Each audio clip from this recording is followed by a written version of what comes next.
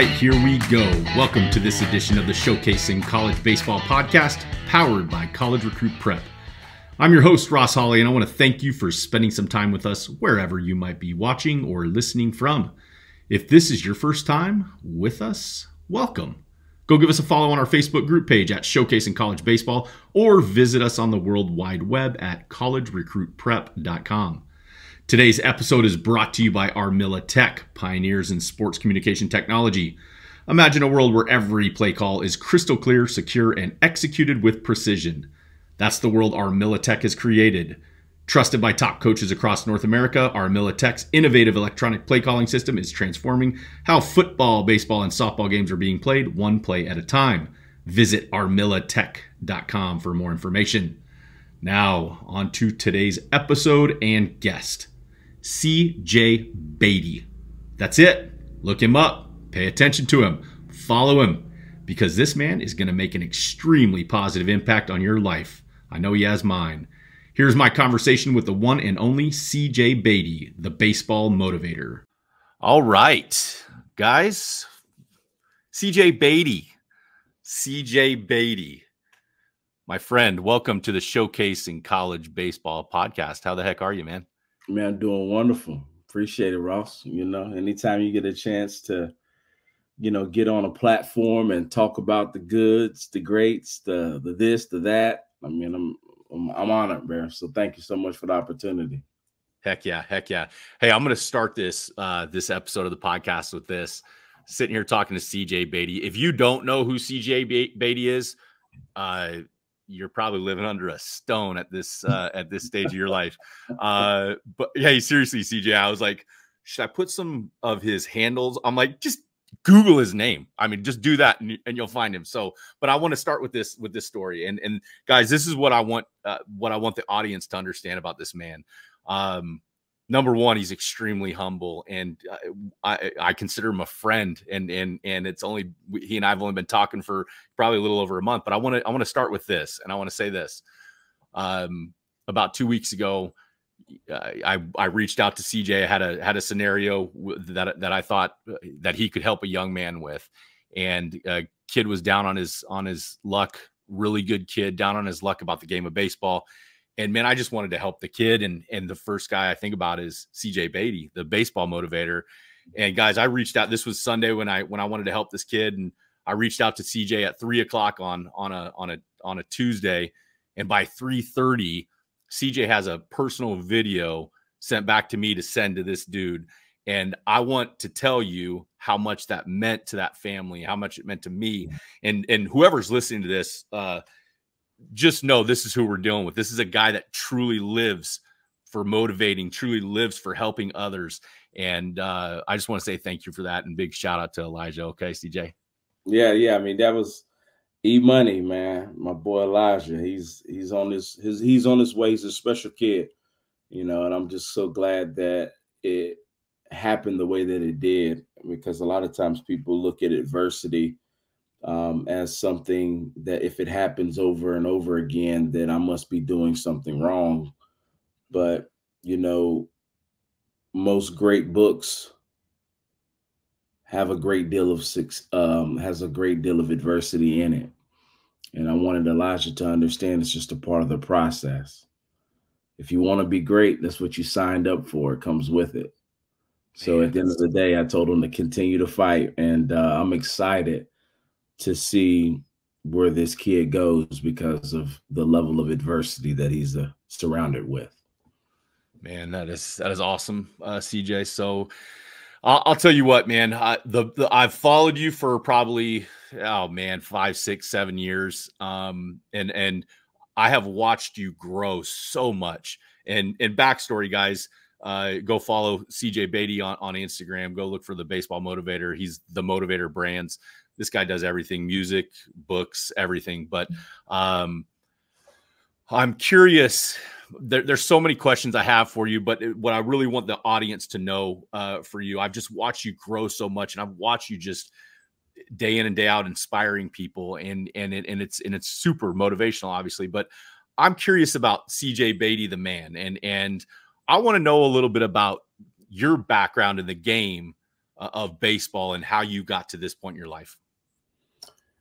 Man, I grew up in Winston-Salem, North Carolina, and my parents put me into baseball. My mom didn't want me playing football and getting broken up at a very early age. So, like a good husband, my father listened and put me in this thing called T-ball. And I was one of the better players at the league because I knew which direction to run after hitting. But other than that, dude, I just took a liking to baseball. I really did. It fit me like a glove. I couldn't put the bat and ball down as a kid, and my parents kept feeding me. Go outside when we get home from practice and still work because I wanted to do it, and they allowed me. I mean, thank God it was before the video game boom and social media boom, because I don't know if there would be a former professional baseball player in CJ Beatty if all of the distractions were out here. But my video games back then was just going outside and continuing to dream about hitting a home run, getting my name called on draft day. Those are the things that fueled me as a kid growing up. And I had great role models. On TV, I had Ken Griffey Jr., Derek Jeter, hitting styles my dad crammed and force fed me, Wade Boggs and Tony Gwynn and Jeff Bagwell and Pete Rose. And, these are the guys that my dad were like, hey, you need to be like these guys, be great hitters. Then Eddie Murray with the switch hitting and all of that stuff. That so was a pretty swing. Yeah. So, I just grew up playing baseball year in and year out, and God sent a couple of people my way. Well, quite a few people my way that were important in my development, that were important in me getting placed and positioned to continue to rise in youth baseball. So I kept going with that all the way up to travel ball, and travel ball led me to a national championship with the Greensboro Batting Center here in Greensboro, North Carolina at 13. And then that leaked over into high school and made a transfer to a better high school to help me out with developing. And shoot, I had 65 letters to go to any school in the country for baseball. Chose North Carolina A&T. They gave me a full scholarship, all baseball money. Chose there because they were 25 minutes from my house and they were D1. So I was like, well, this is no brainer with me being a homebody. And I continued to excel. I worked hard and took it serious. And I knew that my ultimate goal was to be a professional baseball player. And the St. Louis Cardinals drafted me in 2009, right out of North Carolina A&T my junior year. And I was like, this is it. I don't care what amount of money they give me. I don't care if they give me a hot dog and a bus ticket. I'll take it. I just need to get to that level. But yeah, that's the kind of backstory on me as a baseball player. Played with the Cardinals in the organization for about a year and a half. Then adversity set in for me when I got released, and I was trying to figure out like why. But that was a pivotal moment. Like I said about Elijah, great success is going to have to come through the door of great adversity.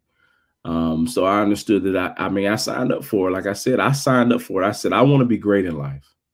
Anybody that raised their hand and said that they want to be great, if you want to have a great podcast, if you want to have a great business, you want to have a great life, then it has to come through the door of great adversity.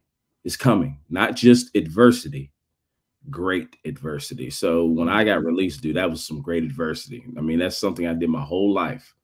And when they let me go, I was just kind of like, whoa, this is, what's up? But again, I want to be great. So therefore I trusted the process, and I continued to push forward, keep my head down and keep moving in the direction of my dreams and goals. And that's when, after baseball was over with, I became a pro scout with the St. Louis Cardinals. I kept my nose clean. I didn't flip tables or anything like that. I didn't burn the clubhouse down or, call out names. I just, took it on the chin, and I'm so thankful for that, because at the end of my playing career, they hired me as a pro scout. Man, and assistant hitting coach in the minor leagues. So, but in the midst of all that, I became a motivational speaker, and really helping people with their mental toughness, the things that I lacked as a player. I want to be able to give that back to the world, so the kids, the youth parents, and the youth coaches can understand how to do it at a higher level. So that's me. That's me in a nutshell. CJ, man, I love that. And we've talked about this previously, and I always find it kind of funny. I'm in the same boat as you. As I say, I didn't make it to the big leagues, and that was devastating to me. Obviously, a different route. You talk about giving back for what you lacked. That's something that I really try to harp on with young players. Is the game is so tough, and mentally you have to be in such a good place almost all the time, it seems like. Talk to me about why mental toughness is so important for young kids to understand. It's important for young kids. It's important for everybody, but young kids, because they are our future. And when you say young kids, young athletes, sports don't last forever physically. So whenever you have a situation that pops up that you can't solve physically, the last option is going to be your mental. Where's your mental at in this? Because when you make that decision to go left or right with your decision, that's a mental decision, not a physical. Do I continue to stay? Do I continue to fight? And the reason why I love mental toughness inside of sports is because that's a way, like sports is a vehicle for these kids and these young athletes to learn all these essentials to what's going to save them in life. And I think that if used properly, sports is something that every child needs to participate in, whether it's team, whether it's individual. If you ask me, I say both, because it gets a different level of mental toughness.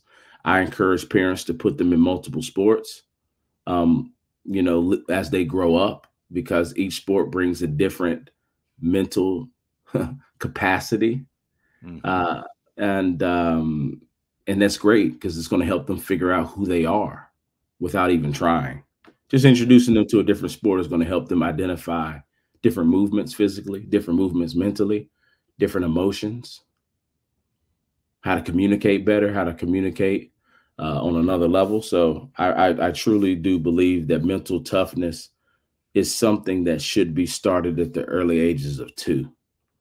Wow. Understanding how to take something so complex and put it in a way that's going to allow this 2-year-old to start thinking at higher levels.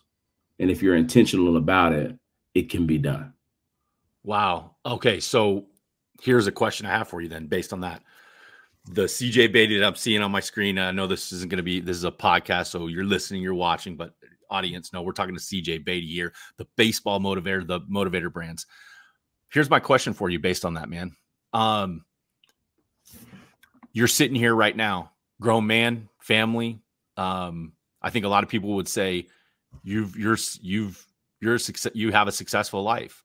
What would you have told yourself when you were going through your hardest struggles as a baseball player? What would you have not necessarily done differently, but what advice would you have given to your younger self? To read more, to journal more. It was one of those things that I thought it was all about throwing the ball the hardest or hitting the ball the farthest. I didn't know how to really process whenever I would make mistakes, other than I'll try harder next time, or I'll show up early tomorrow at practice. But I didn't have a plan at practice. It was just showing up. I had that showing up part down. But the mental toughness side of it is, what are we going to do? What's the plan of attack here? And if I could go back and tell my younger self that, it would just be like, become a student of the game. Like, seriously, CJ, become a student of the game, bro. I'm telling you, it's going to help you out in the long run. You need to be able to read more, ask more questions, understand closed mouths don't get fed. Put your pride to the side. and ask questions. Humble yourself. You know, so that's one thing that I know that if I could go back, I would say, bro, start reading ASAP. Start reading yesterday and start taking notes and studying this game. I love it, man. I love it. Talking with CJ Beatty here, the baseball motivator. CJ Beatty is, gosh, guys, he's everywhere. And I want to say this. If you go check out his website, cjbeatty.com, CJ, there's a tagline right when you get onto your website, and it says, change your life. What does that mean to you, man? It's a decision. And I want people to think about it because, you know, when my website person asked me, what do I want at the top? I said, change your life. And I told them, and I explained it like this, that statement is me planting a seed in somebody's life that it's not over for you. And whenever you see change your life, I just want it to be thought-provoking enough to allow somebody to dig deeper to say, well, maybe I can change my life on this site. Maybe my life isn't over. Let me see what this guy has to offer. So that's why I strategically asked to put change your life there, because when a person thinks it's over, you're done. But all you need is a crack in the door, or all you need is a direction, or all you need is some wood to make your own door. At the end of the day, if you believe that you're done, you're done. Man, change your life. Change your life. CJ, I to a guy that is motivates. I mean, it's your job, right? That's your job. You said what you would say. You picked it, right? You are the baseball motivator. So I'm curious to know this. What motivates you, my friend? Like, what motivates the baseball motivator? I'm gonna go with the most popular answer, but I'm gonna explain why. My family motivates me. When I was growing up, you know, my dad's a truck driver, still is, looking to retire next year or so. I saw the sacrifices. You know, kids see things. And I saw the sacrifices that were made for me to get the equipment, that were made for us to save up and rent this a better vehicle to travel to Florida from North Carolina. I seen those sacrifices, and I seen what other people's lives looked like. And it didn't take long for me as I got older, about 12 or 13, to say to myself, you know what? I want to pay my family back. I see what my mom and my dad have sacrificed. And, you know, even though they have those kitchen talks about the bills in front of the kids sometimes, you know, the kids listen, and it doesn't take long for them to start to understand what's really going on. That's right. So whenever you hear things, you start to put two and two together. And I did that around 12 or 13. And I started to know that this travel ball thing that they're doing for me is not for fun and games. I started to understand that, yeah, I know I want to be a professional baseball player, but I need to take this serious because it's tough right now financially, but they're making it happen. So at that point, it became not my dream anymore. It became our dream. And they didn't say it. I did. That was something that I made up in my mind. I wanted it to be our dream. So now that I have, you know, my own family, you know, my own wife, my own child, it's the same mission. It's the same goal. Now it's our dream, you know, and, you know, on a deeper level, of course, that's my front line. But on the secondary, it's my community. It's the community. It's like, it's the people it's the kids that's growing up, that's wanting help. That's what fuels me. That's what motivates me. You know, for me to get to where I'm at today, Ross, somebody had to step in and say, I want to help. Somebody had to step in and say, I see something good in CJ. And God sent some connected people my way to say, let's help this guy. So just like the commercials, the paying it forward commercials, I really do love those things because I live those things. When I see somebody that wants to help, that needs help, that's an up and coming entrepreneur that has an idea, but they don't know where to go. They're excited about it, and I can see their excitement, but I can also see their brand is nowhere near where their excitement is. Yeah. I get excited for them, and I get excited to help point them in a direction, because at one point somebody did that for me. So I'll close that question that you asked me. What motivates me is my addiction. I'm addicted to helping people. You know, my addiction is what helps me continue to get up and fight this fight. And you say, well, why is it a fight? Well, because every time you walk outside of your door, you're being faced with people and organizations and things that tell you that you can't do it. That why did you even think about starting it? You know you can't do it. So it is a fight. Everybody's in a fight. But at the end of the day, my addiction fuels me. My addiction is helping people. Man, that is so well said. And you know what? That's you're living it, man. You're living it. You're so you're available and you're living it, and it's so easy to see. I'm curious, because most people will shy away from this. I'm not going to. I want to talk about your faith and what your faith plays in you as who you are and what you've become. Talk to me about your faith, man. Shoot, man, my faith is everything, Ross. It's the only thing that keeps you going, man. And I would tell it to everybody that's listening today. I'm not a Bible thumper. I'm not somebody that can tell you what is said in this chapter. At one point when I was growing up, I knew the books of the Bible like the back of my hand, because that was in Sunday school. But right now, I couldn't tell it to you. But the one thing that I understand that remains constant and true in my life is that I wouldn't be here if it wasn't for him. God is the reason why I'm still here. God is the reason why my numbers are doing what they're doing on social media. God is the reason why he has me on this meteoric rise towards greatness. Is because it's him. And I used to, growing up, shy away from wanting to talk about it. But now one thing that I've learned is, if you want peace in your life and you want to be stress-free as much as possible, it's only going to come through that door. Amen. It's only going to come through that door. And I'm just thankful that God has blessed me with this platform that doesn't allow other people to dictate what I can and can't say.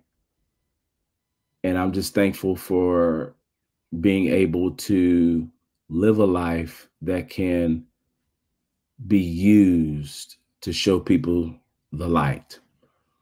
So if you're a person today, a mom, a dad, a coach, a business person, just somebody that's looking for success or peace or stress, a stressful life.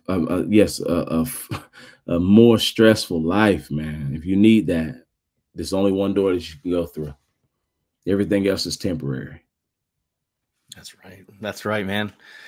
CJ, always got that proper perspective, man. You know what's crazy is you're like 10 years younger than me, and you've got it way more figured out than I do. And I'm kind of like, come on, dude, figure. But hey, I love it. I love it. Hey, I want to focus on baseball real quick, because man, I know that you've got such a good resume in the game. You've been around the game for so long. You know the game at such a high level. So I'm curious to know, what's the best baseball advice you've ever received? Give me some good baseball advice for the guys out there listening. I don't care if it's the young guys, if it's the high schoolers grinding, maybe it's the college kid that's sitting on the bench right now. You motivate people. What is the best baseball advice that motivated you?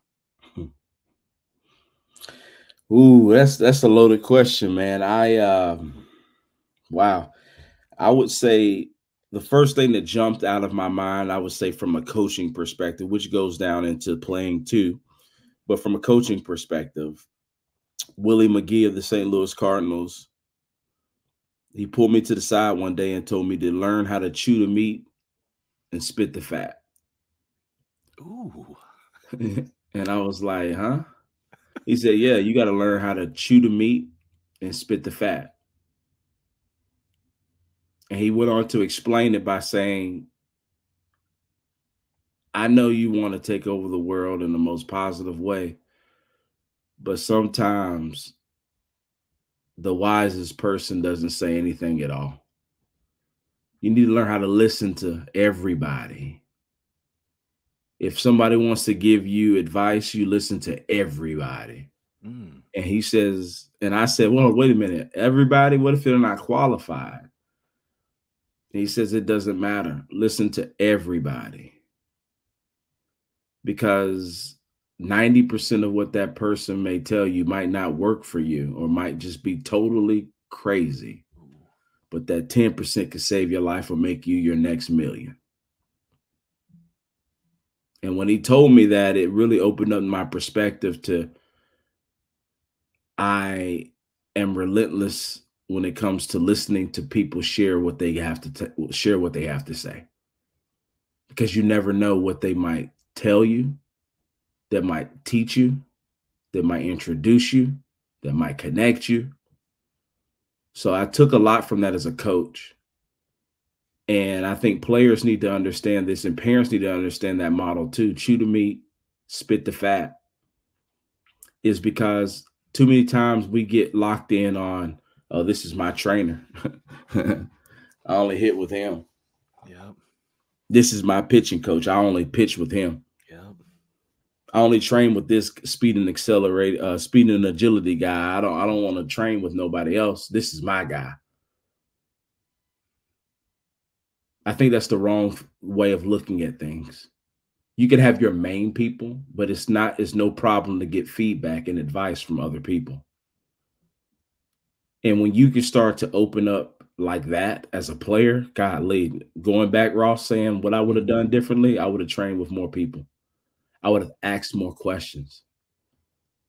If Ross was working out there, hey, man, can I come out there and throw with you?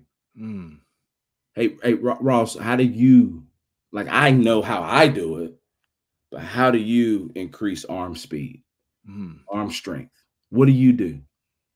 Because you could share something with me that I didn't think of that could give me some more miles per hour that could put a scout in my direction. So there's things that I think that right there was one of the most monumental, as you can tell, because that was the first thing that I went to answer this question was chew the meat, spit the fat. Shout out to Willie McGee, my guy. Love me some Willie McGee. He was lights out on 87 RBI. Yeah. You know it. Yes. Yeah. So, but I would say as some other sound advice that I got, Mike Shildt, my first manager, former Cardinals manager, my first manager in Johnson City, Tennessee, in pro ball. When we was out there on the line, you heard me say earlier, like, take notes and journaling. Well, that came from him. I mean, sure enough, before I got to spring training to hear from Albert Pujols, Adam Wainwright, and Yachty, and Tony La Russa, before we heard from all of those greats, the first interaction I had with mental toughness was Mike Shildt on the left field line, welcoming all the new draftees to the Cardinals organization. After he said welcome, he said, the first thing I want to tell you is if you can keep a sound journal, you will make it to AA. Wow. I mean, here we are in rookie ball. Wow. And he threw out a guarantee. Dang. And it was crazy because I kept, let's say, a 3/4 journal. Like, I started out on fire, but towards the end, it kind of got a little, like a New Year's resolution. You know what happened? Well, I had a 3/4 career with the Cardinals. Wow. Wow. Where did I stop? High A. Wow. And when I look back, and did I follow through with what he said? Nah, kinda. Well, that's why I kinda got there. Wow. I'll tell you what, man. Why is it just with us, like, baseball players? I look back at myself and I'm like, ego. You know how many times I've hurt myself more because I wouldn't just ask for help? And that's what I would want to tell young guys listening to you. Something that I wish I hope that I can impart on this younger generation is raise your hand. This is not this is not an ego contest. Ask for help. You don't have to be the smartest guy in the room. You don't have to be the toughest guy in the room. You don't have to be that dude. Like, what are your goals? And make sure that your actions are aligning with your goals. I just talk to me. What happens in your life when your ego goes away? Well, I think let's back it up a little bit and see, like, why did we choose the path of ego? It's because of the old saying, 90% of Americans, if not 95% of Americans, are broke. And you'll be like, well, what do you mean by broke? Well, let me drop this on you, this stat. That stat comes back about 10 years ago. That stat came out explaining that if as a household you make under 6 figures as a household, that's considered broke in America. Dang. And 90 to 95% of people, I'm sure, has went up because of cost of living. So if that's considered broke, then what are the other 5 to 10 percenters doing differently? Well, they're thinking differently. The 90% are the ones that are out here coaching our kids. Wow. And typically, whenever you are broke financially, in most cases, not all, because there's some successful people, extremely successful people that are janitors that work lower salaries. That's what they wanted to do. So therefore, they are an extreme success. Any person that achieves a goal is a success. So I'm not frowning on anybody that doesn't make a lot of money. And that does not mean that that I'm condoning any of that type of bulliness or craziness. Yep. But I'm making this point because I need people to understand that egos is something that is taught. You're not born with it. And if somebody's not going to raise their hand and step up to say that's not the way, then it's going to continue like a disease and spread. Boy, oh boy. So, Ross, it's not your fault that you grew up like that. It's not my fault that I grew up without mental toughness. It's the world we live in. That's a fact. That's a fact. And you know what I'm saying? It's the world we live in. So therefore, how do we change that? It's just like anything else in change. Racism will always be there. It'll never be non-existent, but we can be better with it. We can raise the awareness of it. So what did I do? It's like, what are you doing? What am I doing to help flatten the curve when it comes to egos? Well, I created a baseball and softball and golf motivator brands where we can learn from somebody that's teaching people how to let go of the egos and how it's going to cost you. Instead of saying what we didn't have, what are we doing about it? And I see it now in your podcast. You're giving people a platform to learn how egos is not the way. Amen. You know, so that's how we do our part in spreading the awareness and helping somebody else not go through what Ross and CJ went through. Wow, man, I hope the young guys, I hope everybody who needs this, I hope they're listening to this. Talking to CJ Beatty. CJ, a couple more minutes with you, man. A couple more questions. I always, the whole ego thing is, I'll just say, I'll wrap the ego thing up by saying this.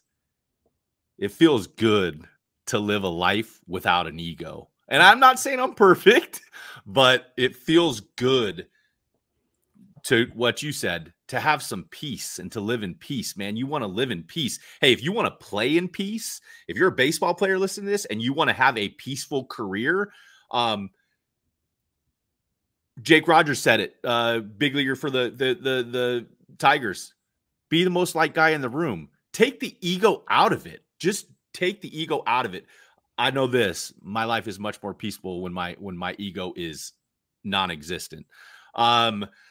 Okay, CJ, I want some directed advice, man. I want some directed advice with your experience and for all the high school baseball players out there wanting to play at the collegiate level. Okay, for the Showcasing College Baseball podcast audience, CJ Beatty, what's your advice to players looking to play in college when they're wanting to play at the next level? What would your advice be?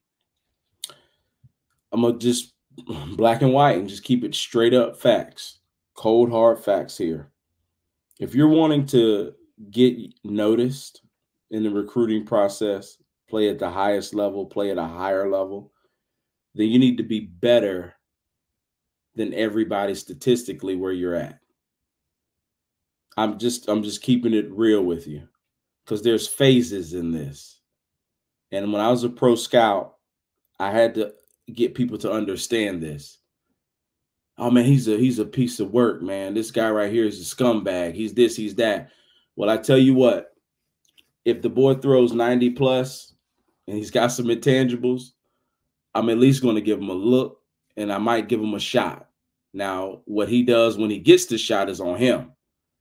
So what I'm trying to tell people that is not that you don't need to be a great teammate, but if you do want to play at a higher level, the highest level possible, if you do want to go play ball in college at any level, especially at the D1 level, if you do want to go play at higher levels of anything, then it's time for you to say, I got to lead in some offensive categories. I can't just be top 5 on my team and expect I'm going D1. I can't say I want to play for LSU. And when I look on as a scout, when I look for your name in batting average or home runs or doubles or triples or stolen bases or ERA, strikeouts per walks, all these things that I'm looking for to see your name and your name is not even there, then no, it's time for you to be able to have some type of a adjustment. I'm not saying that you'll never get there, but we got to have some real talks and some real conversations with these players, because if you want to go anywhere, stats don't lie. Gosh. If your stats are not there, then you shouldn't think that you're going to be there.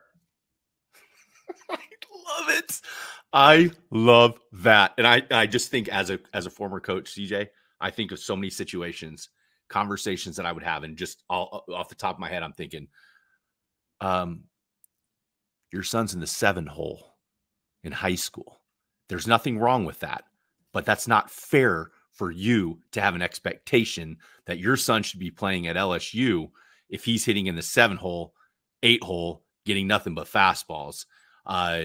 It's completely different than how they attack the top of the order. I love that answer.